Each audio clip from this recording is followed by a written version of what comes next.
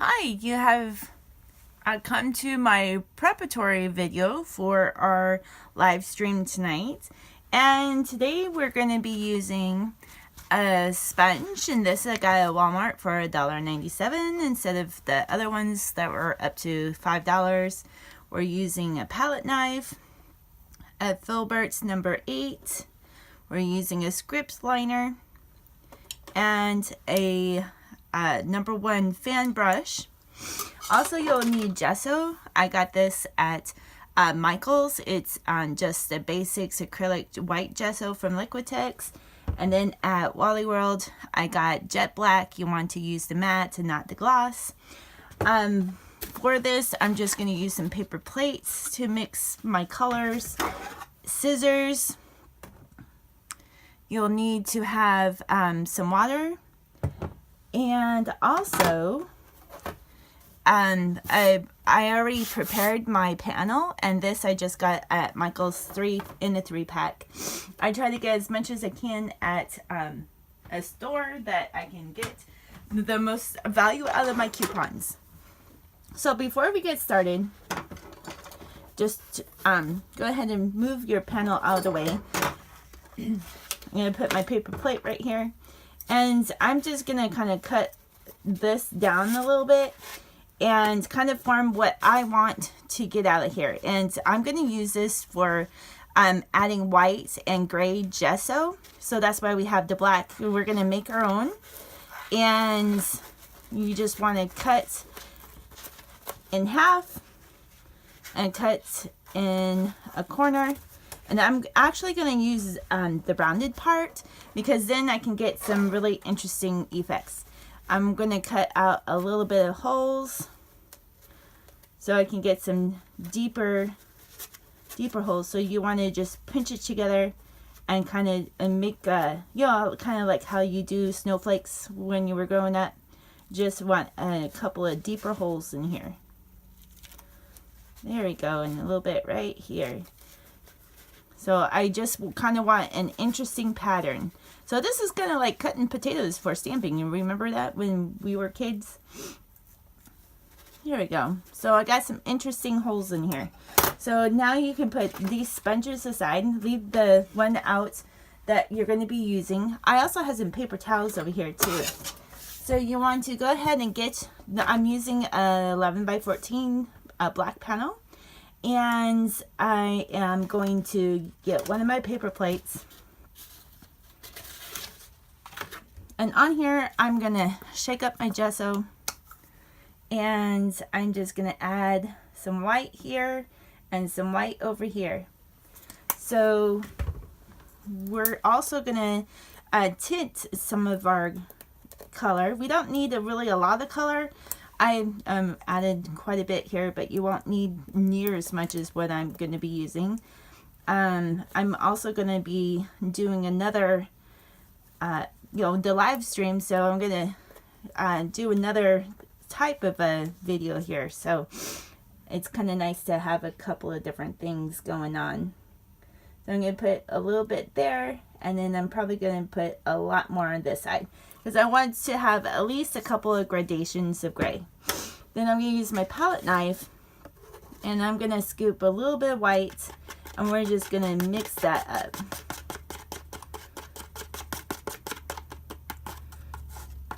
So pretty. And then on this other side, I'm going to add a lot more white, because I don't want black, but I do want a gradation of color. So I want white, and then I want lighter. And just kind of keep mixing that up. With your palette knife, you want to scoop it up and just keep laying it flat. Oh, I'm really liking this color. So we'll go ahead and get that just a little bit darker. Or lighter here. There we go. So here we go. We made our own gray and semi-gray gesso. So go ahead and put that to the side. You want to take paper towels. I use Bounty paper towels. They're super absorbent. And then now we're going to play with our sponge. So you want to take out another paper plate, And we're gonna rub that excess off onto our paper plate because we're not gonna need a lot.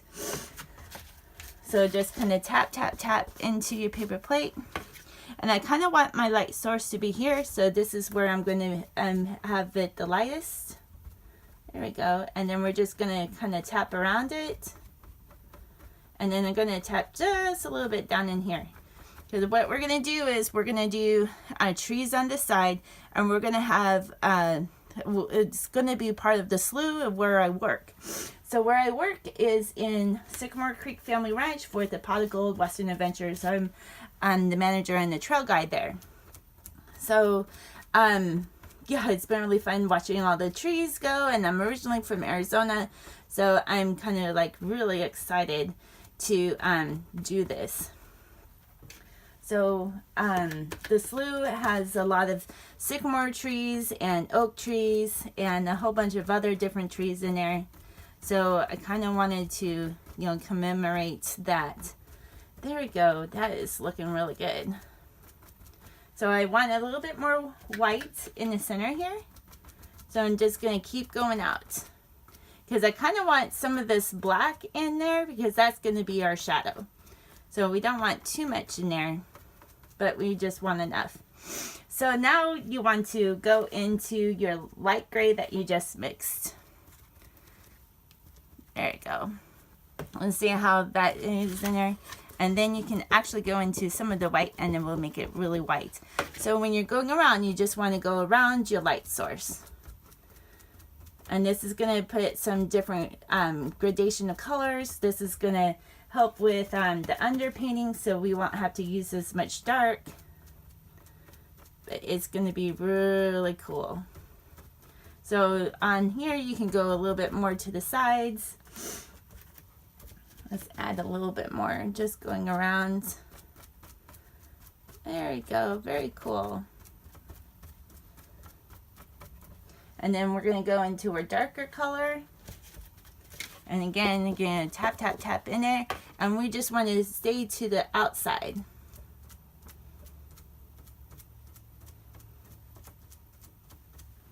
So go in a little bit darker.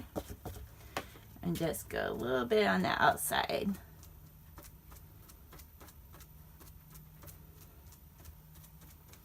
There you go.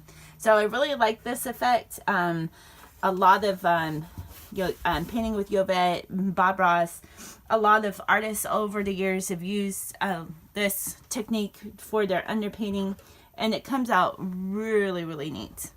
So now you want to go into your white. You want to just put a little bit of water onto your Filbert and just get a little bit paint on both sides and get that kind of loaded.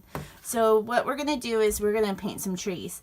So if this is going to be like my water source right here, I want my trees to start coming from here, and they're actually, some of them will be straight, some of them will go crooked. So we're going to go straight on here. There we go. And go ahead and get some more white.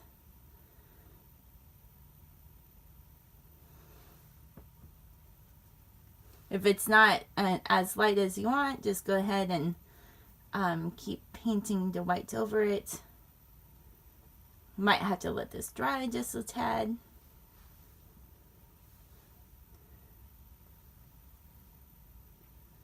There we go. And I'll probably go over this again. But for the demonstration, go ahead and paint this into your whites. There you go. And then I want some trees to come over this way and this way. So then I want, as they get closer to you, we want to have a couple of dark ones in here too. So the really, really light ones we want towards the back. So I'm going to let this dry, but I want you all to keep working on your trees. Put a little water in that. And go ahead and add some branches to them. And it doesn't really matter on your branches or anything, because what we're going to do is we're going to paint the leaves and things over them. So while this is working here, we're going to let this dry. And again, we're going to have this as the lake. This is going to be our light source, and then we're going to have trees coming over this way. So it's going to be really nice. As your paint is drying and stuff, go over with your white into the really the backgrounds. I think I'm kind of liking a little bit of this. I'll probably go ahead and do a little bit more, because all we're wanting to do, and this is going to be kind of like in the shadows anyways, that's why we have a lot more black in this. And then I'm just going to go over some of the trees with the white and the lighter gray, so with the white and the darker gray, but not the dark. So we're going to use a lot of this, and then I will post a picture onto this video so you can kind of see a lot of the trees. So you just kind of want to play, and it doesn't matter. There's a lot of sycamore. There's a lot of sycamore that has the white near the top. So go ahead and just, you know, kind of add that, and just like with the light touch and everything, you can add that here, because that way we won't have to even use as much of white on here too. So the sycamores are just beautiful in here. And we're just wanting to get a concept. So it doesn't have to be perfect. And your trees are not even going to be close to like mine. So that is a great thing about art. There's art for every person out there in the world, and there is so many different styles. There we go. So I look forward to seeing you tonight at 6 o'clock. And yeah, we'll just keep on drawing and have some fun out there. There we go.